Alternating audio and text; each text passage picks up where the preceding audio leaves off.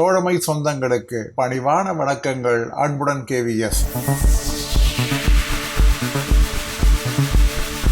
அஞ்சல் துறை தன்னுடைய 12/4/2024 நாளிட்ட ஆணையிலே தேர்தல் சமயத்திலே இடமாற்றம் மற்றும் பதவி உயர்வு வழங்குவது குறித்த விளக்க ஆணையினை வெளியிட்டிருக்கிறது. அஞ்சல் துறை எலெக்ஷன் கமிஷனர் ஆஃப் இந்தியாவிடம் ஏற்கனவே இந்த எலெக்ஷன் கோட் ஆஃப் கான்டக்ட் இருக்கக்கூடிய இந்த நேரத்திலே பதவி உயர்வினை வழங்கிடலாமா, பணியிடமாற்றம் செய்யலாமா என்கின்ற ஒரு ஐயத்தை எழுப்பியது. அதற்கு எலெக்ஷன் கமிஷன் பதிலளித்திருக்கிறது. அந்த பதிலிலே இடமாற்றமோ அல்லது பதவி உயர்வோ கண்டிப்பாக இந்த காலத்திலே வழங்கிடலாம்.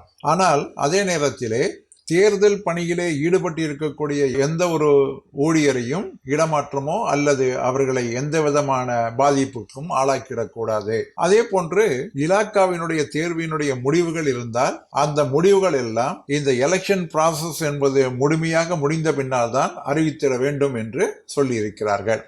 எனவே எலெக்ஷனுடைய ரிசல்ட் முடிகின்ற வரை இந்த தேர்வு எழுதி காத்திருக்கக்கூடிய அந்த பணிகள், அதாவது அதற்கான ரிசல்ட் என்பது வெளிவராது என்பதை நாம் தெரிந்து கொள்ள வேண்டும்.